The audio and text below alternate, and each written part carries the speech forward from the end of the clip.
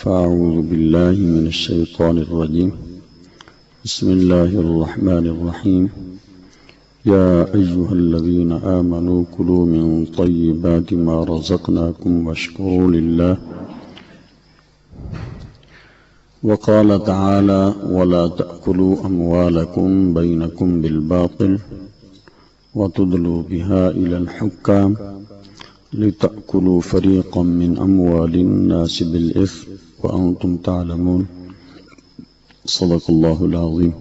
وقال الله: إن الله وملائكته يصلون على النبي يا أيها الذين آمنوا صلوا عليه وسلموا تسليما.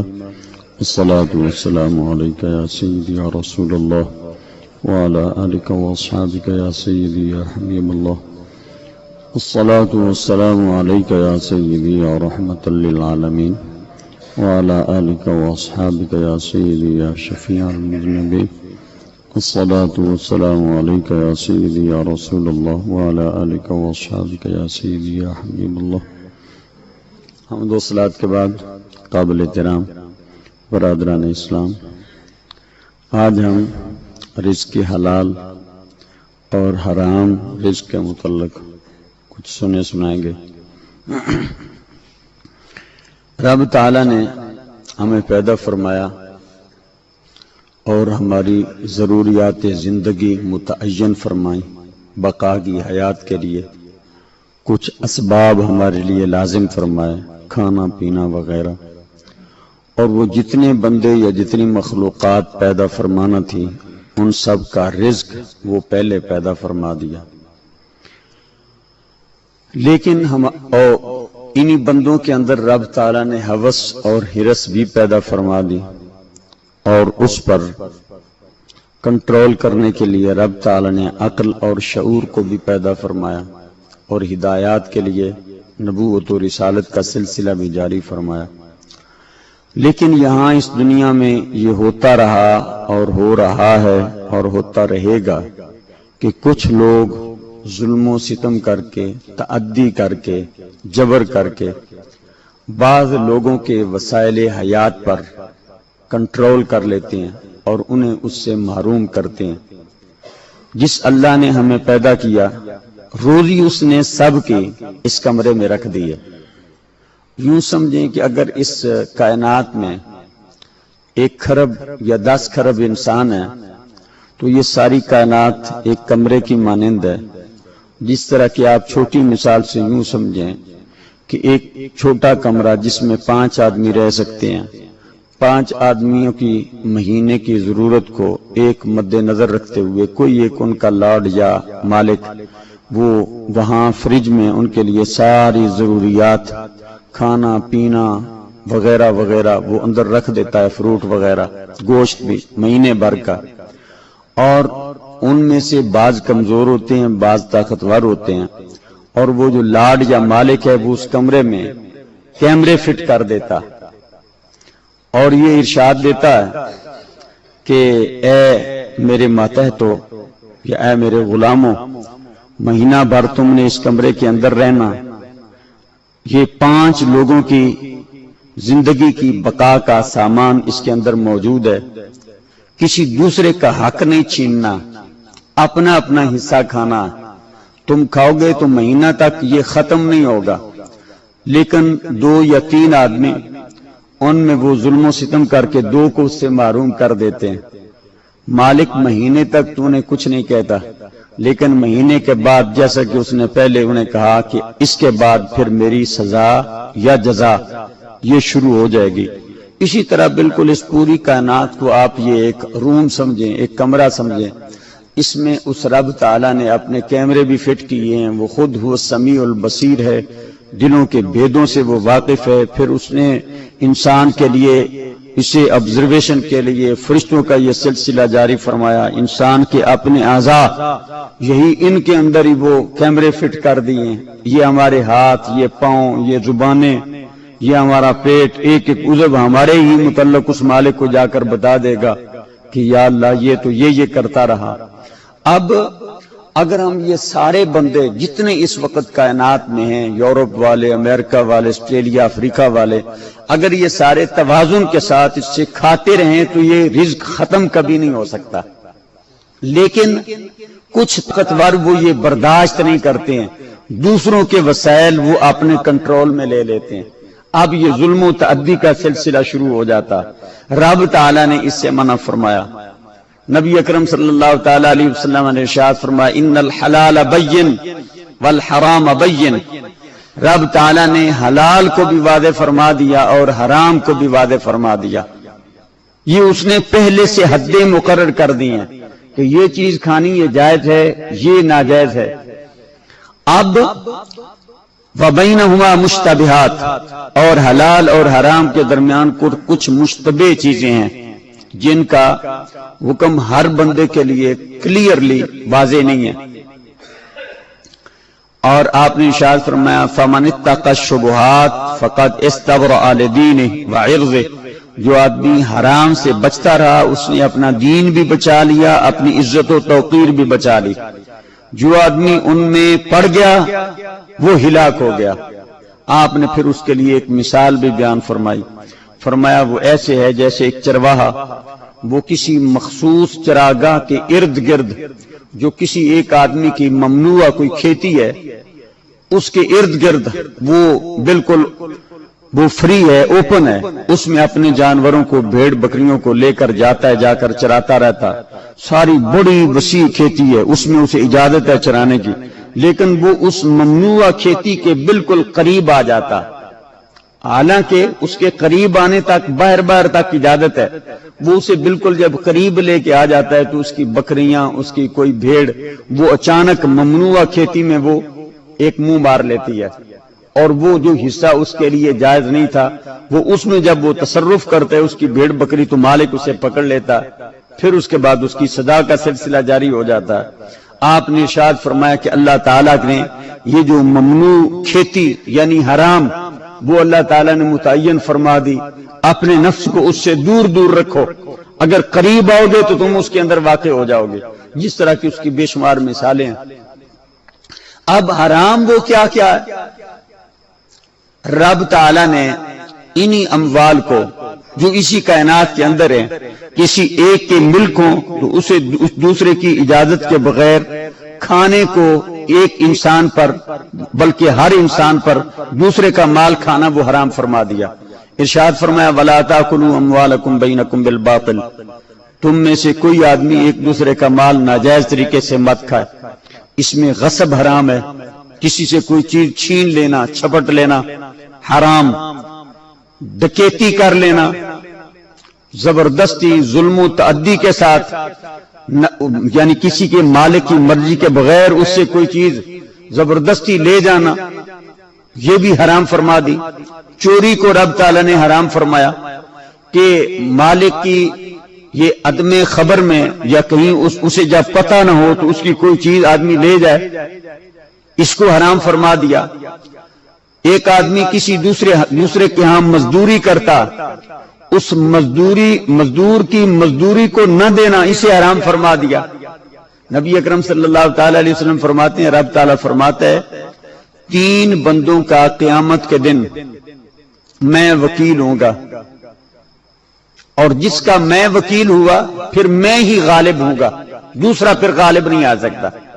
ایک وہ بندہ جس نے میرے نام کے ساتھ کوئی وعدہ، کوئی عہد و پیمان کیا پھر اسے پورا نہ کیا، قیامت کے دن میں وہ وعدہ پورا کرواؤں گا.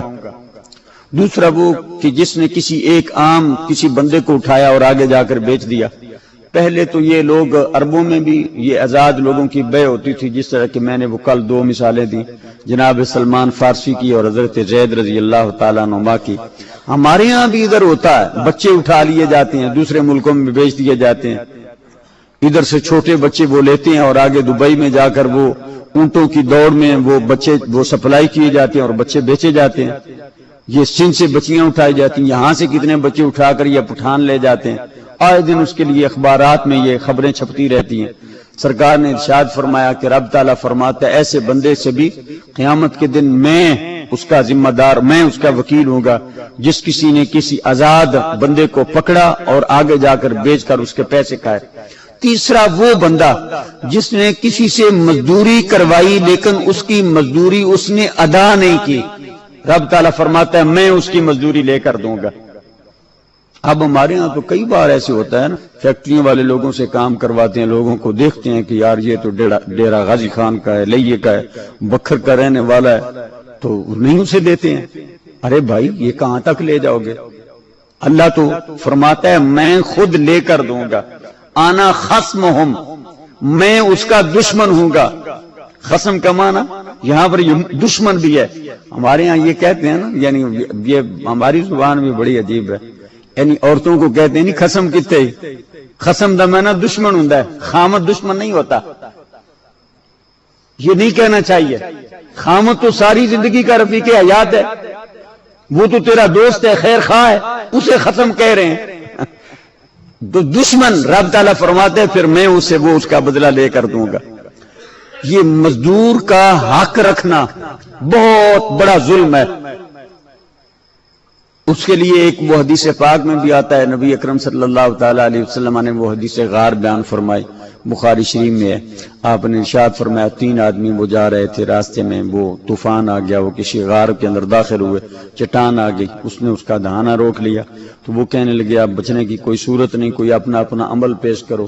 تو ایک نے کہا کہ یا اللہ میں والدین کا وفادار تھا، ایک نے کہا یا اللہ میں فلاں موقع پر زنا سے بچا تھا، تیسرے نے کہا یا اللہ میرے پاس ایک مزدور نے مزدوری کی تھی، وہ مزدوری لیے بغیر چلا گیا، تو اس کے پیسے سے میں نے ایک جانور خریدا، بکری خریدی، اس کی 2 ہو گئی، 3 ہو گئی، 4 ہو گئی، تو پھر اس کے بعد میں نے اس کا وہ نوکر بھی بنا لیا۔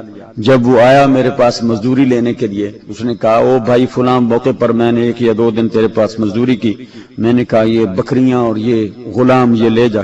کہنے لگا مجھ سے مذاق نہ کر، میرے پیسے دے، 300-500 روپیہ بنتا ہے۔ میں نے کہا یہ مذاق نہیں ہے، یہ سارا تیرا ہے۔ اس نے پوچھا تو میں نے کہا یار یعنی یہ وہ تیرا پیسہ میں نے انویسٹ کیا، اس سے وہ آمدنی ہوئی، اس سے میں نے یہ جانور لیے، یہ سارے جانور اسی تیرے مال کا نتیجہ ہیں، لے جا، یہ سارا تیرا ہے۔ یا اللہ اگر یہ سارا کام اس مزدور کی مزدوری اسے میں نے کما حق ہو، اس کا جتنا اضافہ تھا وہ میں نے یا اللہ تیری رضا کے لیے اگر دے دیا ہے تو یا اللہ ہمارے لیے فراخی فرما دے۔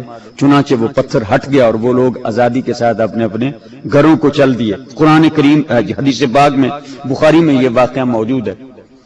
مزدور کی مزدوری، اس سے مزدوری کروا لینا، پھر ہیلے بہانے سے اسے کل دیں گے، پرسوں دیں گے، پھر اس کے بعد یہ کہنا تو نے تو یہ کام ہی نہیں پورا کیا تھا، پھر اس سے لیس کروانا، یا اس کو پھر کورٹ کے ذریعے سے، جس طرح کہ آج کل لیبر کورٹ بھی بنی ہوئی ہے، اس کے یعنی وہ کورٹ کے چکروں کی وجہ سے پھر کہتے ہیں چلو یار خصمہ دا سر کھان آپ پہ اللہ کو پان دے، اس طرح کر کے یہ مزدوری کسی کی رکھنا یہ بھی حرام ہے۔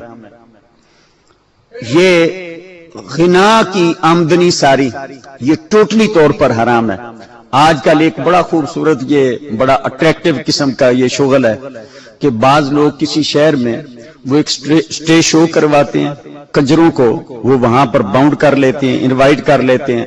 وہ جناب پیچھے ہمارے ہاں ادھر میں نے سنا نصیب و لال وہ بڑی کوئی یعنی مغنیہ تھی، گانے والی سنگر، تو اسے انہوں نے بلایا۔ آئے دن یہ گجراں والے یہ سٹیج شو ہوتے رہتے ہیں، لاہور سے وہ یعنی بلا لیتے ہیں کسی اسٹوڈیو وغیرہ سے۔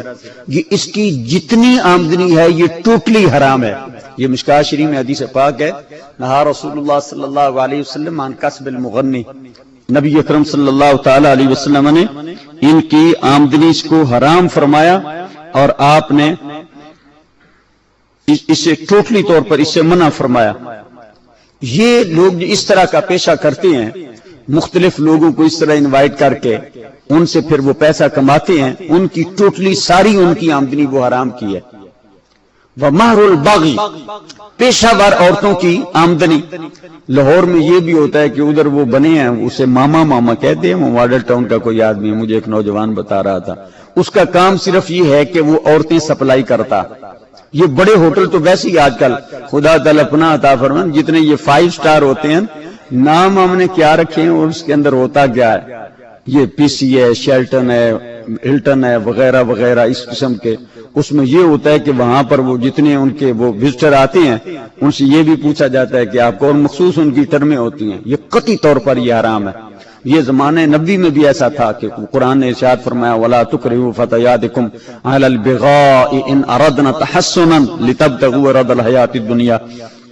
اگر یہ عورتیں بچنا چاہتی ہیں زنا سے تو تم انہیں مجبور کر کے ان سے زنا نہ کرواؤ، یہ ٹوٹلی طور پر یہ حرام ہے۔ نبی اکرم صلی اللہ تعالی علیہ وسلم نے ایسے لوگوں کی کمائی کو بھی حرام فرمایا۔ آپ نے یعنی فرمایا نا حلال واضح اور حرام واضح، ایک ایک چیز آپ نے واضح فرما دی۔ اور یہ مصور لوگ، مصوروں کی کمائی کو نبی اکرم صلی اللہ تعالی علیہ وسلم نے حرام فرمایا۔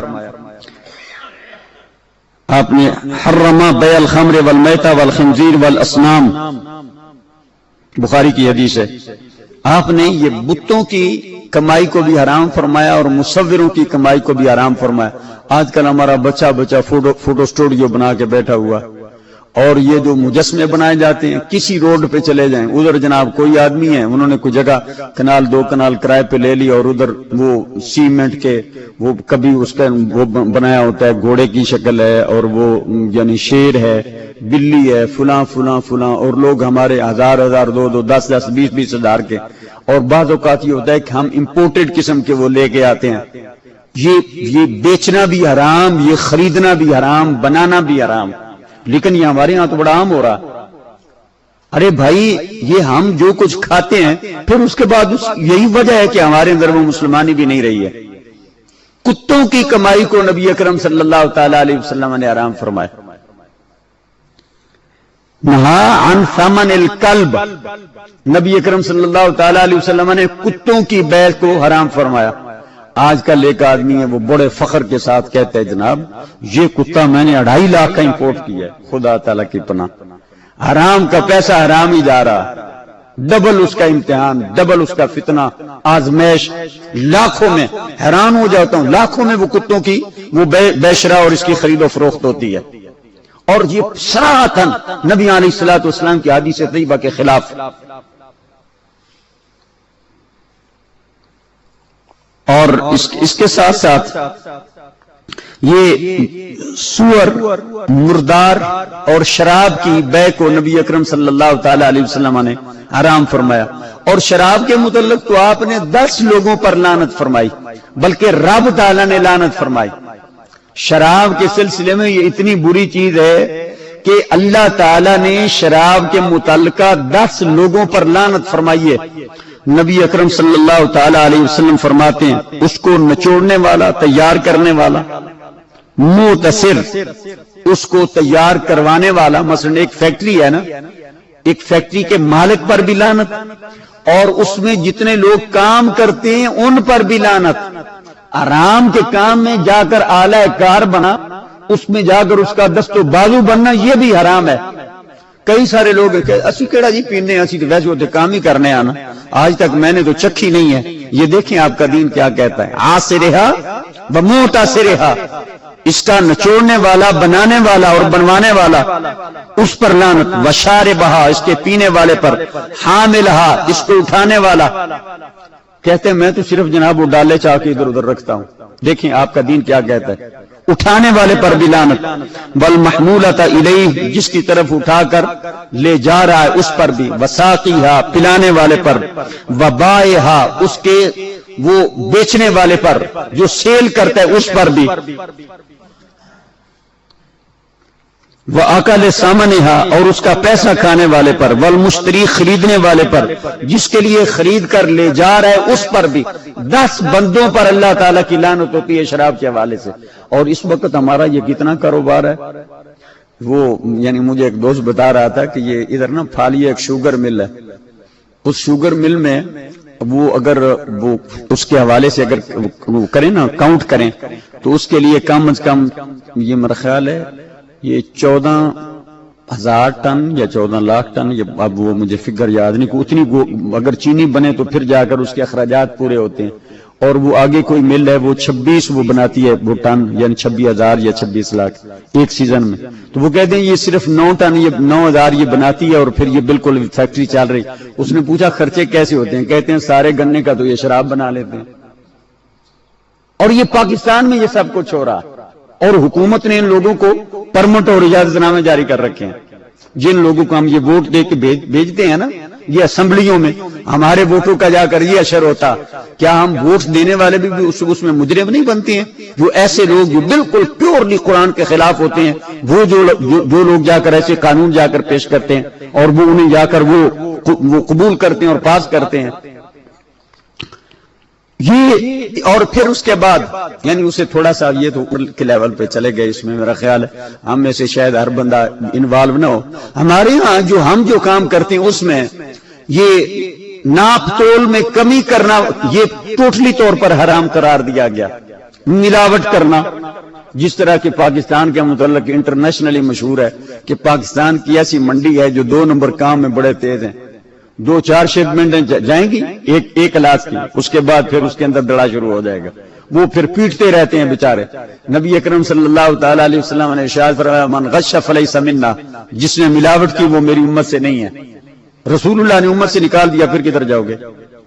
اس کی صورتحال یوں ہوئی تھی کہ آپ کہیں تشریف لے گئے، مارکیٹ تھی، وہ گندم منڈی تھی، آپ ادھر تشریف لے گئے تو ایک بڑا خوبصورت ایک دانوں کا ایک ڈھیر تھا گندم کا یا کسی اور قسم کا۔ آپ نے اللہ تعالی نے وہی فرمائی کہ اے میرے محبوب اس ڈھیر کے اندر اپنا ہاتھ ڈال۔ انہوں نے یوں کر کے آگے گہرائی میں ہاتھ ڈالا تو اندر سے گیلی گندم نکلی، گیلے دانے نکلے۔ آپ نے فرمایا یہ کیا؟ اس نے کہا یا رسول اللہ رات کو بارش ہو گئی تھی، میں نے وہ گیلے دانے اس کے اندر کر دیے، اوپر سوکھے سوکھے اوپر کر دیے۔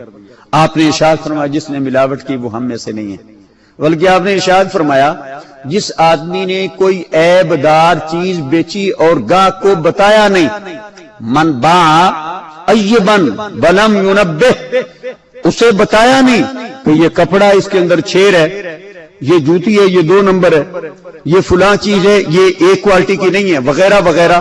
نبی اکرم صلی اللہ علیہ وسلم ارشاد فرماتے ہیں لم یزل فی مقت اللہ، وہ جس نے نہیں بتائی نہیں اور اس نے وہ چیز بیچ دی وہ ہمیشہ اللہ کے غضب میں وہ بندہ رہتا ہے، اور فرشتے اس پر برابر لعنت کرتے رہتے ہیں۔ آپ بڑے خوش ہیں میں نے تو 2 نمبر بھی بیچ دی، 4 نمبر بھی بیچ دی، ارے بھائی گھاٹے میں تو ہے، برابر اللہ کے غضب میں جا رہا، فرشتے تجھ پر لعنتیں کر رہے ہیں، ایسے رزق کا کیا فائدہ جو ہلاکت اور بربادی ہو۔ یہ اس طرح کر کے 2 نمبر چیزیں بیچنا، عیب دار چیزیں بیچنا ہمارے نبی نے اسے منع فرمایا۔ اور چیزوں میں ملاوٹ کرنا جس طرح کے لیدر میں ہوتا، عام طور پر یہ لوگ کرتے ہیں، اس میں لیدر کی کوالٹیز بہت زیادہ ہیں، مثلا اگر شیپ کا ہے تو اس کے مجھے بھی تھوڑی تھوڑی اس کے متعلق یہ دوستوں سے پوچھتا ہوں تو اس میں کئی ساری چیزیں بن جاتی، اور اس میں پھر ہوتا ہے یہ آپ وہ اپنا پتی لینے چلے جائیں اس کے اندر ہے، کوئی اور آپ عطر لینے چلے جائیں اس کے اندر ملاوٹ ہے، جو چیز آپ وہ لینے کے لیے جاتے ہیں اس کے اندر 2 نمبر بلکہ 3 نمبر، یہ میڈیسن چلے جائیں، یہ اپنا دوائیوں کے اندر کتنی یہ ملاوٹ ہے، خدا تعالیٰ پناہ عطا فرمائے۔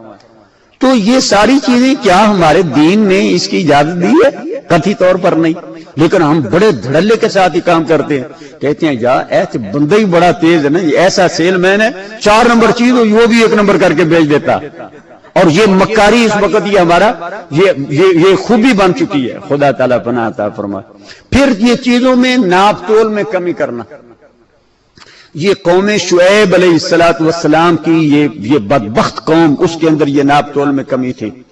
قرآن کریم نے بیان فرمایا وہ 3 ان کی میجر ان کے اندر وہ خرابیاں تھیں، ایک ناپ تول میں کمی کرنا، اور دوسرا یہ کہ وہ محلے میں وہ گلی کی نکڑوں اور موڑوں پر ان کے نوجوان کھڑے ہو جاتے تھے جس طرح کہ ہم بھی کھڑے ہوتے ہیں۔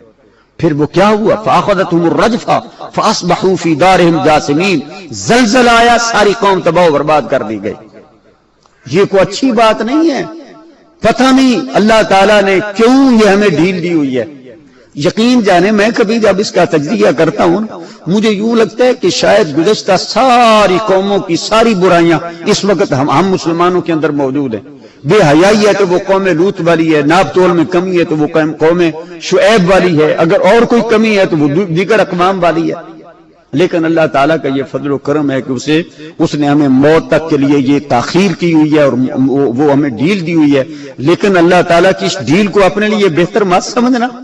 سرکار نے ارشاد فرمایا نا، وہ اگلے دن آپ کو حدیث بیان کی تھی، آپ نے ارشاد فرمایا کہ جب تم دیکھتے ہو کہ رب تعالیٰ کسی کو اس کے گناہ کے باوجود فراخی دے رہا ہے اور ہر قسم کی کامیابیوں کے دروازے اس پر کھل رہے ہیں تو مت سمجھنا کہ یہ اس کے لیے بہتر ہے، یہ اللہ تعالیٰ کا اس کے متعلق ایک پلان ہے، ایک استدراج ہے، اسے درجہ بدرجہ رب تعالیٰ ہلاکت کی طرف لے جانا چاہتا ہے۔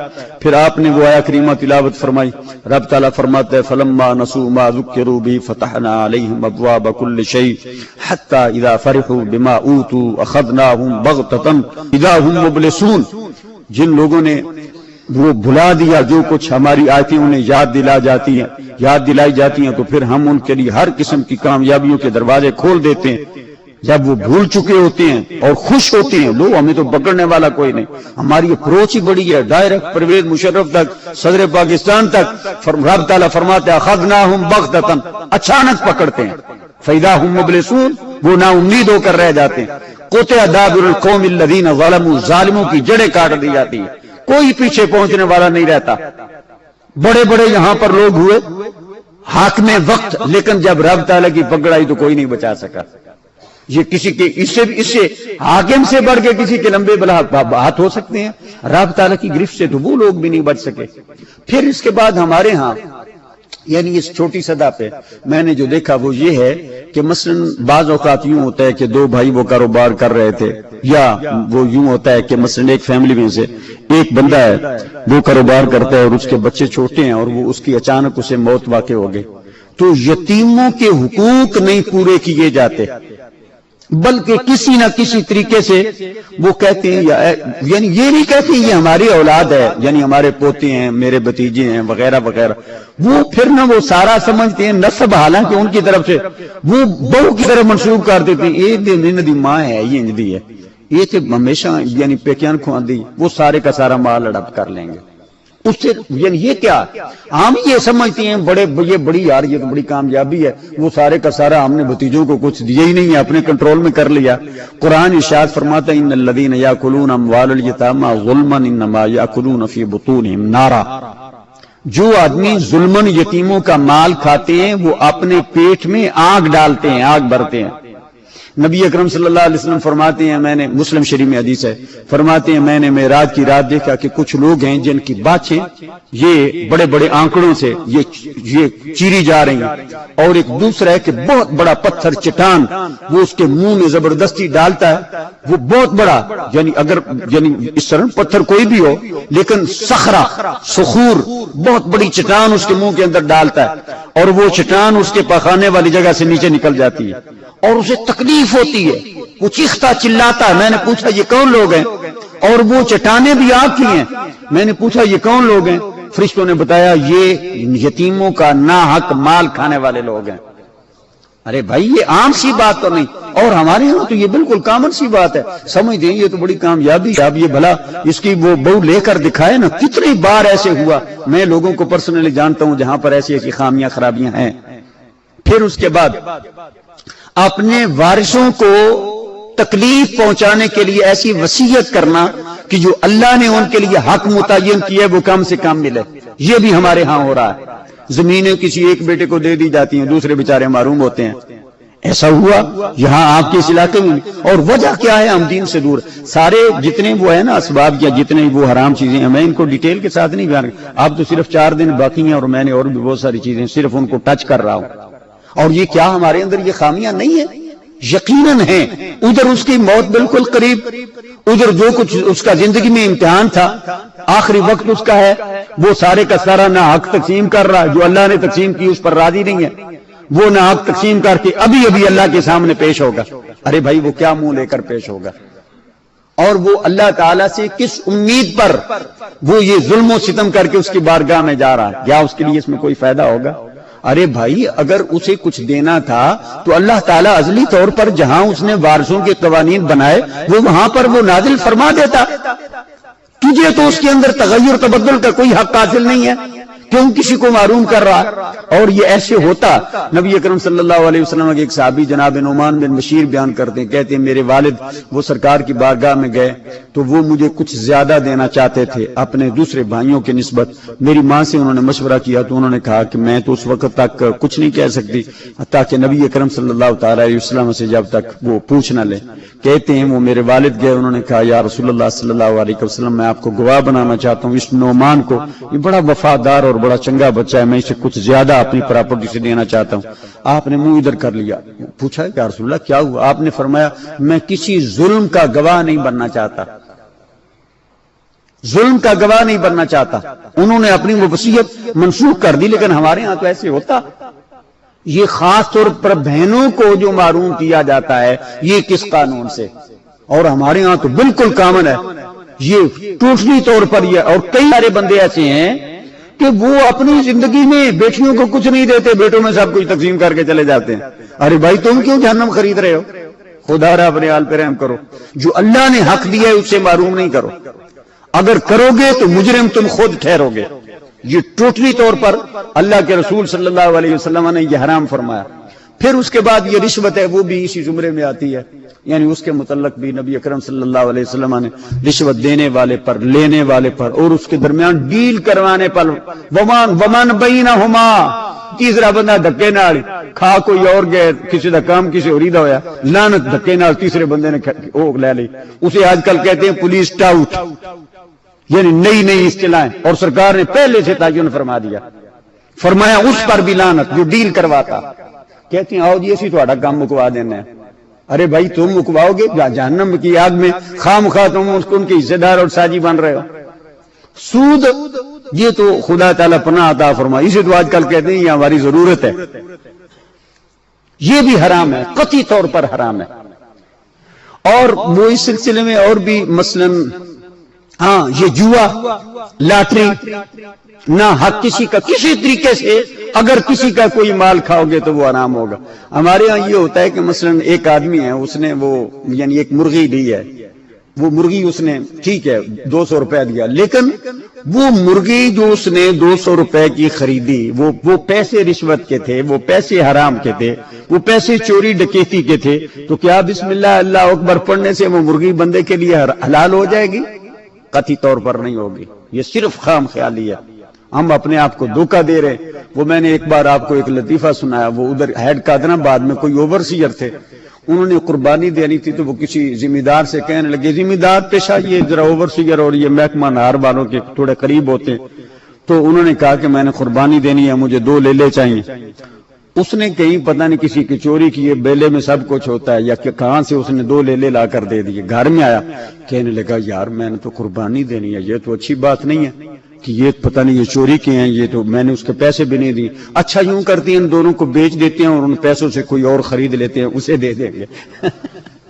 یقین جانے یہ بالکل حقیقت ہے، یہ ایسا کچھ ہم کرتے ہیں اور سمجھتے ہیں اب یہ حلال ہو گیا۔ اور پھر کئی بار ایسے ہوتا ہے کہ مثلا بندے کو بالکل شور شاٹ ہوتا ہے کہ یہ چیز بالکل حرام ہے، کسی مولوی صاحب سے جا کر کچھ اگلواتے ہیں، وہ بیچارہ کہنا نہیں چاہتا، مجبور ہوتا ہے، اسے پتہ ہے یہ حرام ہے، میں اسے کیسے، اس کی مرضی یہ ہوتی ہے کہ ایک دفعہ نا قاری صاحب یا مولوی صاحب کہہ دیں کہ بس جناب تہاڈا ہے اے کام جائز ہے، تو پھر ساڈے واسطے موج ہی موج۔ زکوٰۃ نہ دینا یہ ہمارے اندر تقریباً، میں تو کہہ رہا تھا 80%، ایک دوست کہہ رہا تھا 99% لوگ زکوٰۃ نہیں صحیح دیتے ہیں، اور زکوٰۃ نہ دینا یہ حرام قطعی ہے۔ اللہ تعالیٰ نے اس کو خاص طور پر یہ منع فرمایا، اور اس پر جتنی وعیدیں زکوٰۃ نہ دینے پر ہیں شاید کسی اور کام پر ہوں، لیکن ہم لوگ نہیں دیتے۔ تو کیا نبی اکرم صلی اللہ علیہ وسلم نے ارشاد فرمایا جس آدمی میں جس کے مال میں یہ صدقہ اور زکوٰۃ کا مال مل جائے اس میں کبھی خیر و برکت نہیں ہو سکتی۔ یہ چند سال تو لگتا ہے جناب، اس سال تو میری 4 لاکھ روپے زکوٰۃ بنے گی، 2.5 لاکھ بنے گی، اگر 1 کروڑ کی اس کی پراپرٹی ہے، وہ کہتے ہیں جناب 2.5 لاکھ بچ گیا، دوسرے لاکھ پھر دوسرے سال پھر 2.5 لاکھ بچ گیا۔ ہوتا کیا ہے 5-10 سال کے بعد ایسا کوئی ظالم آتا ہے وہ ساری کی ساری چیزیں چھین کر چلا جاتا، وہ گیا سارا۔ ظلم کا پیسہ کبھی نہیں وہ آدمی کے لیے مفید نہیں ہوتا۔ دوسروں تو یہ ہمارے اندر خامیاں خرابیاں اور بھی بہت ساری ہوں گی اس حوالے سے تو مجھے اور آپ کو اپنی اپنی اصلاح کی کوشش کرنی چاہیے اور حتی الامکان اللہ تعالیٰ کی نافرمانی سے باز آنا چاہیے۔ نبی اکرم صلی اللہ علیہ وسلم کے ایک صحابی جناب سعد رضی اللہ تعالیٰ عنہ سرکار کی خدمت میں گئے، جا کر کہتے ہیں یا رسول اللہ صلی اللہ علیہ وسلم ادعو لی ان یجعلنی مستجاب الدعوہ، اے اللہ کے رسول میرے لیے دعا فرمائیں کہ رب تعالیٰ میری دعاؤں کو قبول کر لیا کرے۔ آپ نے ارشاد فرمایا اے سعد اطب کسبک، اے سعد اپنا معاش پاک کر لے، اپنا حلال کھایا کر، رب تعالیٰ تیری دعاؤں کو قبول فرما لے گا۔ بالکل یہ پکی بات ہے۔ داتا صاحب رحمۃ اللہ علیہ ارشاد فرماتے ہیں اگر تم راہ مولا میں چلنا چاہتے ہو، یہ چاہتے ہو کہ ہم اللہ تعالیٰ کی رضا یا اس کا قرب یا معافی، وہ اس کے انعام و اکرامات، آخرت کی کامیابیاں مل جائیں، تو فرماتے ہیں دو قدم اٹھانے ہیں، ایک رزق حلال، دوسرا صدق مقال، حلال کھانا ہے اور سچ بولنا ہے۔ یہ دو قدم اٹھا کر چلتے رہو گے تو راہ مولا طے ہوتا رہے گا۔ لیکن اگر کوئی آدمی حلال نہیں کھاتا، نبی اکرم صلی اللہ تعالیٰ علیہ وسلم نے ارشاد فرمایا اگر کسی آدمی نے حرام کھایا تو 40 دن تک رب تعالیٰ اس کی کوئی عبادت قبول نہیں فرمائے گا۔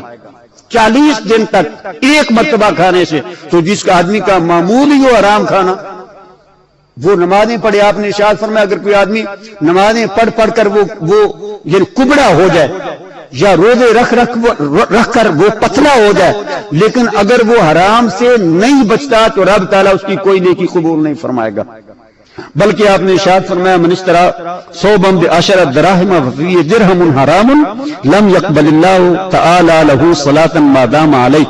آپ نے ارشاد فرمایا عبداللہ بن عمر رضی اللہ تعالیٰ عنہ روایت فرماتے ہیں کہ جس آدمی نے 10 روپے کا ایک کپڑا خریدا اور اس میں سے 9 روپے حلال کیے، صرف 1 روپیہ 1 درہم صرف حرام کا ہے، جب تک وہ کپڑا اس کے جسم پر رہے گا رب تعالیٰ اس بندے کی کوئی عبادت قبول نہیں فرمائے گا، نہ روزہ، نہ اعتکاف، نہ تلاوت، نہ تراویح، نہ کوئی اور، خواہ عمرہ کر کے آ جائے۔ اس حدیث پاک کو سامنے رکھے نا، ہمارے یہاں یہ ہوتا ہے رشوت کا پیسہ، لوٹ کھسوٹ کا پیسہ، اور پھر اس کے بعد سال بھر کی بات کہتے ہیں چلو جی عمرہ کر رہے ہونے، حج کر رہے ہونے، سارے گناہ معاف ہو جان دے۔ ارے بھائی وہ اللہ تعالیٰ نے ارشاد فرمایا نا یوم نبدل القول لدی وما انا بظلام للعبید، اے بندو میرے ہاں میرا کلام تبدیل نہیں ہوتا، میں نے جو کر دیا، جو وعیدیں میں نے بھیج دی، خاف وعید، میری وعیدوں سے ڈرتے رہو، میرے ہاں میرا کلام میں کوئی تغیر تبدل نہیں، اور میں بندوں پر ظلم بھی نہیں کرتا، جو میں نے کہہ دیا اس کے مطابق ہوگا۔ کیا یہ ساری جتنی باتیں میں نے آپ کو بتائیں یہ کسی دیوانے کی بڑے ہیں؟ یہ کسی مجنون کی باتیں ہیں؟ یہ اللہ کے رسول نے ارشاد فرمائی اور زبانی وحی ترجمان سے ارشاد فرمایا، اس نبی نے جس نے کبھی ساری زندگی جھوٹ نہیں بولا، جسے غیر اور کافر بھی الصادق الامین کہا کرتے تھے۔ دوستو ہمارے ایمان کا تقاضا یہ ہونا چاہیے کہ ہم اپنی زندگیوں کی اصلاح کریں اور ان حرام کاریوں سے ہم بچیں۔ خدا تعالیٰ مجھے اور آپ کو اپنی اصلاح کی توفیق عطا فرمائے، اور جو کہیں کسی حرام کی دلدل میں پھنسے ہوئے مولا کریم انہیں اس سے بچا کر حلال کی وادی میں داخل فرما دے، اور جو رزق حلال میں ہے مولا کریم انہیں بھی اس کو جائز طریقے سے وہ خرچ کرنے کی توفیق دے۔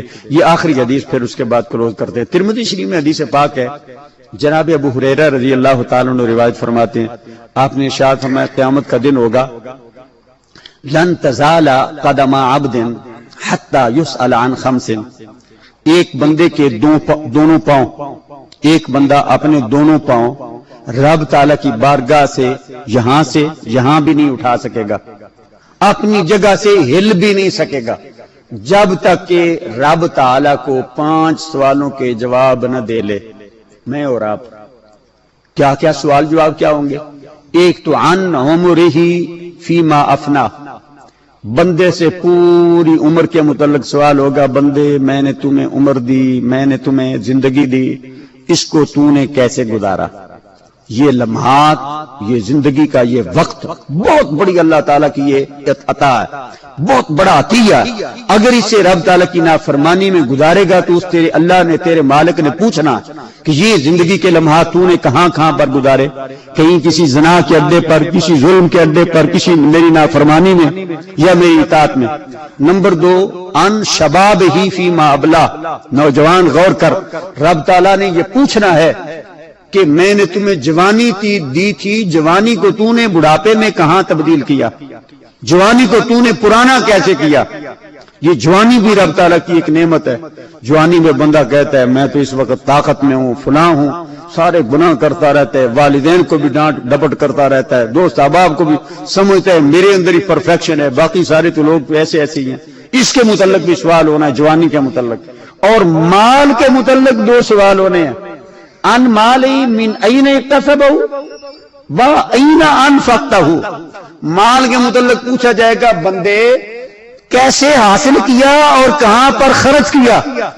وہ پہلے تو میں نے کہا نا حرام کے ذریعے سے جو حاصل ہوگا، جس طرح کہ وہ میں نے طریقے بتائے، وہ چند ایک باتیں بتائی، اگر حرام کے ذریعے سے حاصل کیا ہوگا تو وہ بھی وبال جان، اور اگر حلال مال بالکل جائز طریقے سے حاصل کیا لیکن اسے کنجروں پر یا فضول خرچی پر، شہنائیوں پر، آگ وغیرہ پر، اس طریقے سے اگر اسے خرچ کر دیا ہوگا، گناہ کے کاموں میں حلال پیسہ خرچ کیا ہوگا تو یہ بھی وبال جان بنے گا۔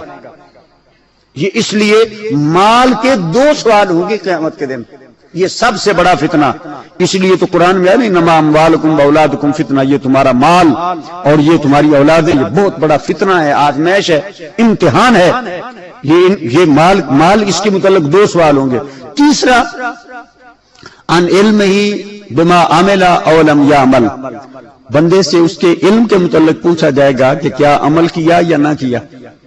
میں اور آپ، میں دعوے کے ساتھ کہہ سکتا ہوں یہاں پر جتنے لوگ ہیں نا اگو کی یا گرد و نواح میں، ہر بندے کو پتہ ہے نماز پنجگانہ مسلمان پر فرض ہے، ہر بندے کو پتہ ہے زناکاری حرام ہے، ہر بندے کو پتہ ہے کسی کا حق چھیننا یہ حرام ہے، ہر بندے کو پتہ ہے والدین کا احترام کرنا یہ فرض ہے، قرآن کا پڑھنا ضروری ہے، زکوٰۃ دینا، روزے رکھنا۔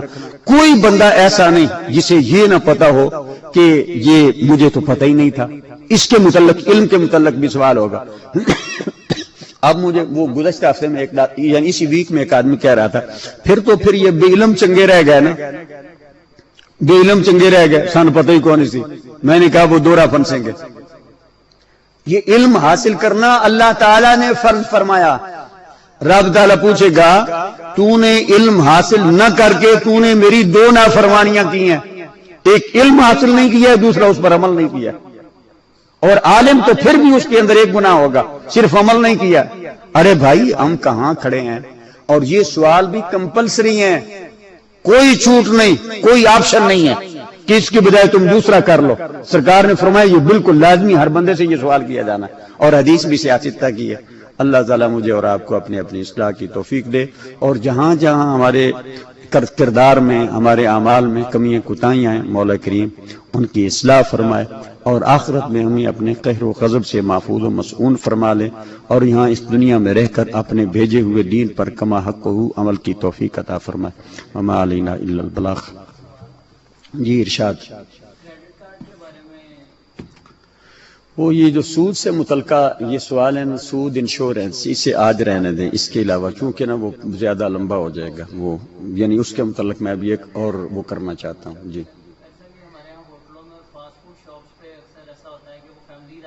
کچھ لوگ یہ لڑکے لڑکیاں جو وہاں پہ جاتے ہیں تو دکاندار کو بھی پتا ہوتا ہے کہ یہ ناجائز رشتہ ہے، یہ یہاں پہ بیٹھے ہوئے ہیں، آدھا گھنٹہ بیٹھیں گے، وہ ان سے جو انکم ہوگی اس کے بارے میں کیا؟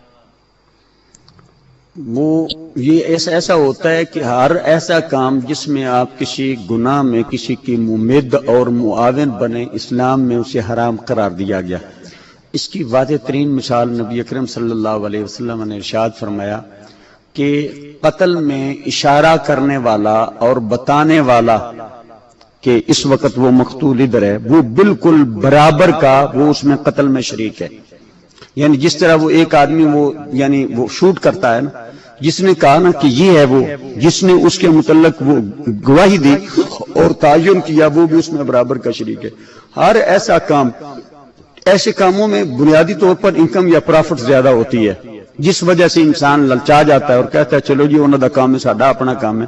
لیکن اسلام میں یہ ہے کہ ہر ایسا کام جس میں گناہ ہو، اللہ کی نافرمانی ہو، اس میں ممد، معاون اور ہیلپر اور اعلی کار بھی نہیں بننا چاہیے۔ آپ یا تو وہ اپنے پہلے ہی اپنی ریپوٹیشن ایسی ہو کہ آپ وہ جس طرح کہ میں نے ہوٹلوں کو پہلے وہ نامینیٹ بھی کیا ہے، یہ بالکل میرے نزدیک تو یہ جائز نہیں ہے، یہ منع کر، یعنی اس میں ایسے لوگوں کو ڈیل ہی نہیں کرنا چاہیے۔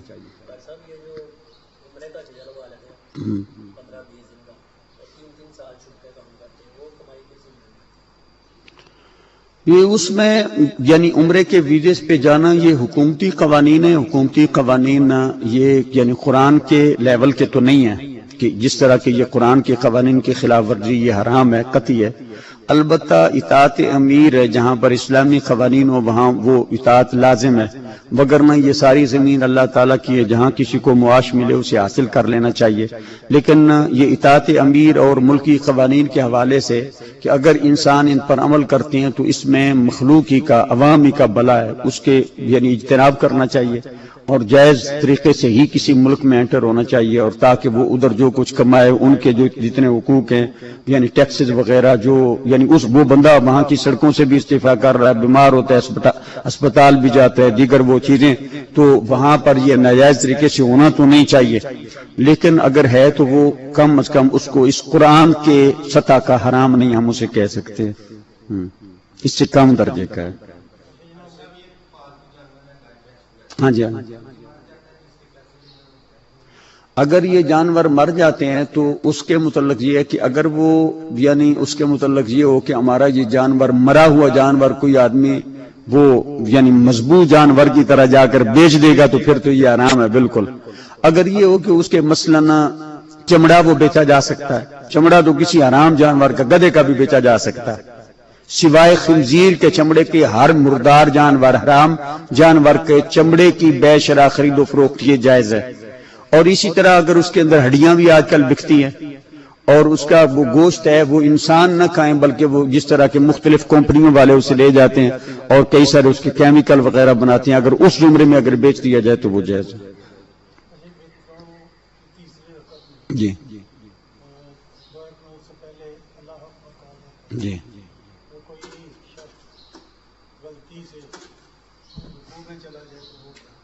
یہ موضوع سے متعلقہ سوال تو نہیں ہے، ہاں جسے آپ پوچھ رہے ہیں کہ یہ نماز وطر میں اگر کوئی آدمی دعائے قنوت نہیں پڑھتا، اللہ اکبر کہہ کر کانوں کو ہاتھ لگانا ہوتا ہے، دعائے قنوت پڑھنا ہوتا ہے، لیکن وہ بندہ رکوع میں چلا جاتا ہے اور یعنی بھول گیا، اس میں یہ ہے کہ اگر اکیلے ہو یا یعنی جماعت میں بھی ہو اس میں یعنی واپس بھی آیا جا سکتا ہے، یہ واجب ہے، لیکن بہتر یہ ہے کہ اگر آدمی بالکلیہ وہ اس میں جا کر قرار پکڑ گیا رکوع میں، یعنی اس نے گھٹنوں پر ہاتھ رکھ لیے ہیں تو پھر اسے واپس نہیں آنا چاہیے۔ اسے یوں سمجھیں کہ یہ نہ اس میں ہوتا ہے کہ نماز کے اندر کچھ چیزیں موسٹ امپارٹنٹ ہوتی ہیں، بہت زیادہ ضروری، اسے فرض کہتے ہیں، اور کچھ اس سے تھوڑا کم درجے کی ہوتی ہیں اسے واجب کہتے ہیں۔ تو واجب سے فرض سینئر ہوتا ہے، اعلیٰ ہوتا ہے، کسی فرض سے واجب کی طرف نہیں آیا جا سکتا اور واجب سے فرض کی طرف جایا جا سکتا ہے۔ تو رکوع چونکہ فرض ہے اور دعائے قنوت پڑھنا یہ واجب ہے، اگر یہ دعائے قنوت رہ جائے اور آدمی وہ یعنی رکوع میں چلا جائے تو پھر اسے اس کے بعد آگے نماز جاری رکھنی چاہیے، اور آخر میں واجب کے ترک کرنے کی وجہ سے، یہ معاملہ بھول کی وجہ سے ہے، اگر جان بوجھ کر کرے گا تو پھر نماز نہیں ہوگی، اگر بھول کی وجہ سے اگر اس کی وہ دعائے قنوت رہ گئی آخر میں وہ سجدہ صاف کر لے اس کی نماز ہو جائے گی۔ جی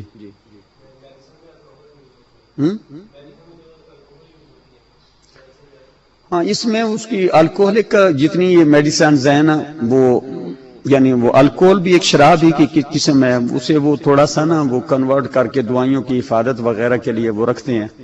اس میں علامہ سعیدی نے وہ یعنی وہ اپنی شرح صحیح مسلم میں لکھا ہے کہ الکوہلک دوائیوں کا استعمال یہ جائز ہے، یہ اس میں اس کی شراب کی جیسے وہ صورت ہے وہ نہیں بنتی ہے، تو یہ یعنی اس کا استعمال جائز ہے۔ الکوہلک دوائیاں اور الکوہلک سینٹ وغیرہ پرفیوم یہ استعمال بندہ کر سکتا ہے،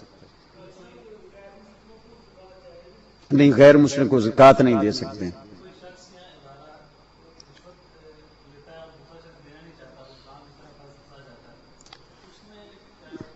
ایسے موقع پر کہ اگر اس کا اپنا جائز حق، اگر اسے پہلے ہی پتا ہو کہ میں یہ جو رشوت دے کر کام کرواؤں گا وہ تو بالکل حرام ہے، تو وہ تو دینے والا وہ برابر کا۔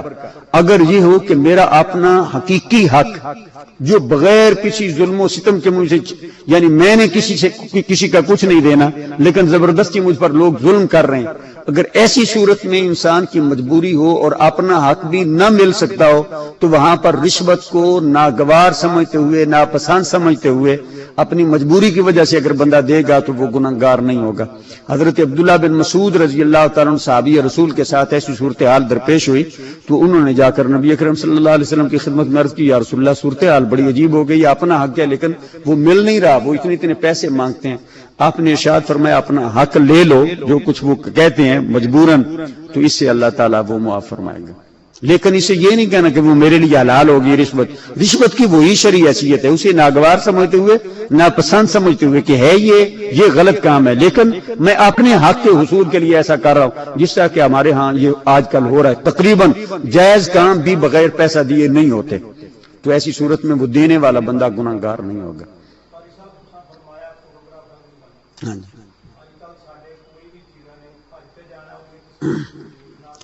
جی، وہ جو تصاویر ہیں مثلا جس میں ہماری یہ ضروریات، ہمارے یہ ڈاکومنٹس وغیرہ اور یہ بین الاقوامی تقاضے جس سے پورے ہوتے ہیں، اور پھر اس میں یہ ہمارا یہ آئی ڈی کارڈ ہے اور وہ پاسپورٹ اور بقیہ یہ ساری ہماری رجسٹریشن ہے، اس کی حد تک یہ ضرورت اسے کہتے ہیں۔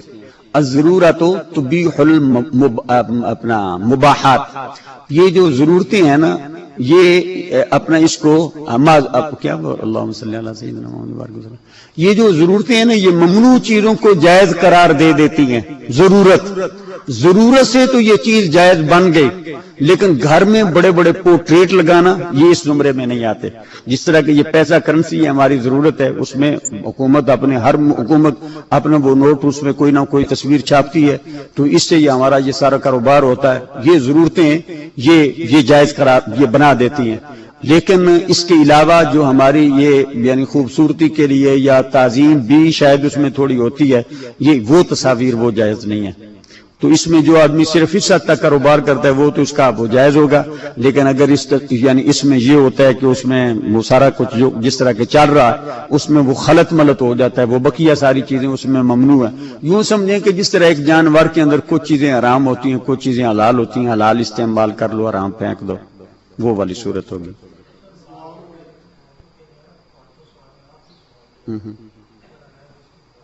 کون سا؟